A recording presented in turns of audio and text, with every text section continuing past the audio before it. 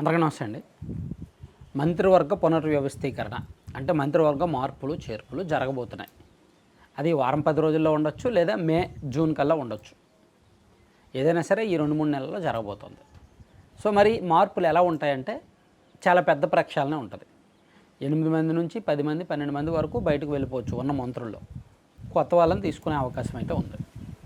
అయితే ఎవరిని తీసేస్తారు, ఎవరిని ఉంచుతారు, కొత్తగా ఎవరిని తీసుకుంటారు, ఆల్రెడీ కొత్తగా ఎవరెవరిని తీసుకునే అవకాశం ఉందనేది నేను గతంలోనే చాలా వీడియోల్లో పేర్లు చెప్పాను.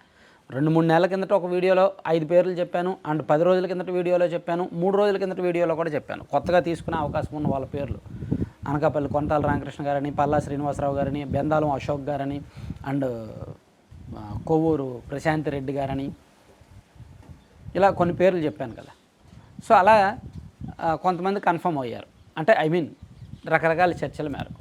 అయితే ఎవరిని తీసేస్తారనేది మనం ఫస్ట్ నుంచి చెప్పాలి. ఎందుకంటే తీసేసే వాళ్ళ పేర్లు ముందే చెప్పామనుకోండి, వాళ్ళు రకరకాల హర్ట్ అవుతారు, ఏదో కావాలని చెప్పామంటారు, ఇవన్నీ ఉంటాయి అన్నమాట. కానీ తీసేసే వాళ్ళ విషయంలో అయితే సీఎం గారు, డిప్యూటీ సీఎం గారు చాలా క్లారిటీగా ఉన్నారు ఎవరెవరిని పంపించేయాలి అనే విషయం. సరే, ఇప్పుడు ఎవరిని ఉంచుతారో ఖచ్చితంగా 100% వీళ్ళని తీయరు అని చెప్పగలిగే పేర్లు కొన్ని ఉన్నాయండి. అవి ఒకసారి చెప్తా. ఇప్పుడు ఉన్న మంత్రివర్గంలో లోకేష్ గారిని, పవన్ కళ్యాణ్ గారిని, చంద్రబాబు గారిని కాసేపు పక్కన పెడితే వీళ్ళు ముగ్గురు కాకుండా ఎవరెవరిని ఖచ్చితంగా ఉంటారు క్యాబినెట్లో అని చెప్పుకోవాలంటే, నారాయణ గారు 100% క్యాబినెట్లో కొనసాగుతారు. అండ్ అనిత గారు క్యాబినెట్లో కొనసాగుతారు. మేబీ శాఖ మారితే మారచ్చు, కానీ క్యాబినెట్లో 100% ఉంటారు, కొనసాగుతారు. అండ్ సత్యకుమార్ గారు బీజేపీ కోటాలో ఆయన క్యాబినెట్లో ఉంటారు. నిమ్మల రామానాయుడు గారు 100% క్యాబినెట్లో కొనసాగుతారు. అండ్ పయ్యావుల కేశవ్ గారు మార్చే అవకాశం లేదు, 100% ఆయన క్యాబినెట్లో ఉంటారు.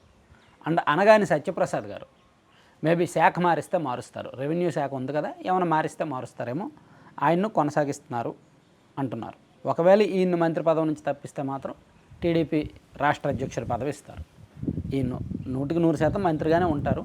ఒకవేళ తప్పించాల్సి వస్తే మాత్రం ఈయనకు టీడీపీ అధ్యక్ష పదవి ఇస్తే తప్పిస్తారు. కొల్లి రవీంద్ర గారికి కానీ ఈయనకు కానీ టీడీపీ అధ్యక్ష పదవి ఇచ్చే అవకాశం ఉంది. 2 నెలల కిందటి వరకు కొల్లి రవీంద్ర గారికి ఇస్తారని టాక్ ఉంది.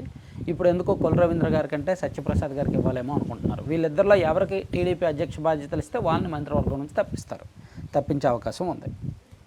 ఇంకా గొట్టిపాటి రవికుమార్ గారు ఖచ్చితంగా మంత్రివర్గంలో ఉంటారు, తప్పించే అవకాశం లేదు, పక్కన పెట్టే అవకాశం లేదు.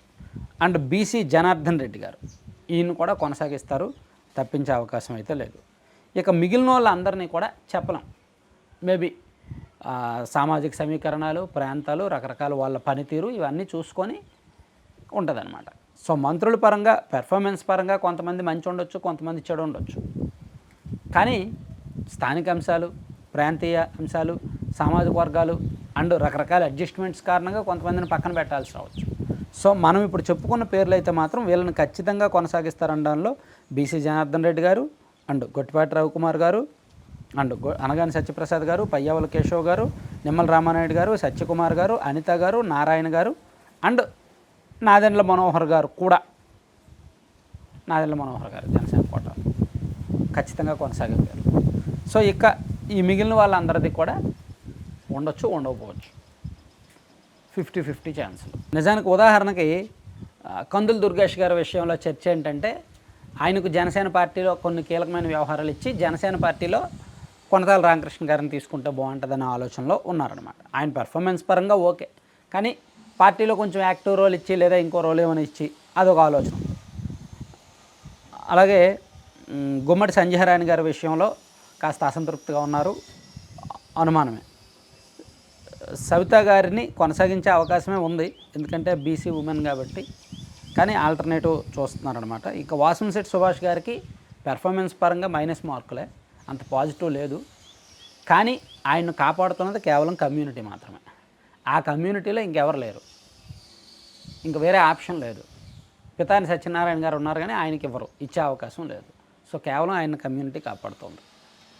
అందుకని మేబీ ఆయన్ను కొనసాగిస్తారేమో చూడాలి. ఇక కొండపల్లి శ్రీనివాస్ గారు పెర్ఫార్మెన్స్ పరంగా బ్రహ్మాండం, మంచి పేరుంది. ఆయన అంటే పనితీరు కానీ, మాట తీరు కానీ, ఆయన నేర్చుకునే తత్వం కానీ, అన్ని రకాలుగా కూడా ఆయనకు డిసిప్లైన్ అన్నీ బాగున్నాయి. కానీ ఆయన విషయంలో కూడా 99% కొనసాగించే అవకాశాలు ఉన్నాయి. కానీ కమ్యూనిటీ ఈక్వేషన్స్ అండ్ స్థానిక అంశాలు, ఈ పొలిటికల్ అంశాలు రకరకాలుగా చూస్తున్నారనమాట. ఇక రాంప్రసాద్ రెడ్డి గారి విషయంలో మిశ్రమ స్పందన ఉంది.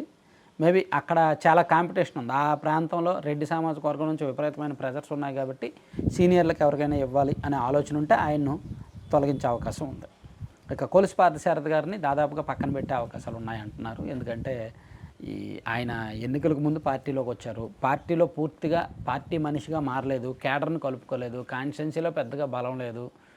ఏదో వేవ్లో ఆయన ఎన్నికల్లో ముందు వచ్చారు, మంత్రిని చేశారు. ఆ జిల్లాలో ఏ నాయకుడితోనూ పడట్లేదు, పార్టీలో చాలామందితో పడట్లేదు, పనులు జరగట్లేదు. సో ఆ కమ్యూనిటీలో ఇంకా పల్లా శ్రీనివాస్ గారిని తీసుకుంటున్నారు కాబట్టి పార్థసారథి గారిని విషయంలో కొంచెం ఆలోచిస్తున్నారు అనమాట. ఇక ఫరూక్ గారు అండ్ రామనారాయణ రెడ్డి గారి విషయంలో అంత మిశ్రమ స్పందన ఉంది.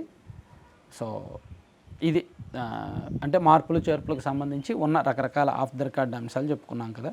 సో కొత్తగా ఎవరిని తీసుకుంటారనేది మాత్రం కమ్మ సామాజిక వర్గంలో చాలామంది ఆశిస్తున్నారు, పోటీ ఉంది. కాపు సామాజిక వర్గం నుంచి చాలామంది అడుగుతున్నారు కొత్త వాళ్ళు. సో జరుగుతున్నాయి, రకరకాల చర్చలు అయితే జరుగుతున్నాయి, సంప్రదింపులు జరుగుతున్నాయి. టీడీపీ ఎలా ఉంటుందంటే చంద్రబాబు గారు 5 నిమిషాల ముందు వరకు మార్పులు చేర్పులు చేస్తూనే ఉంటారు.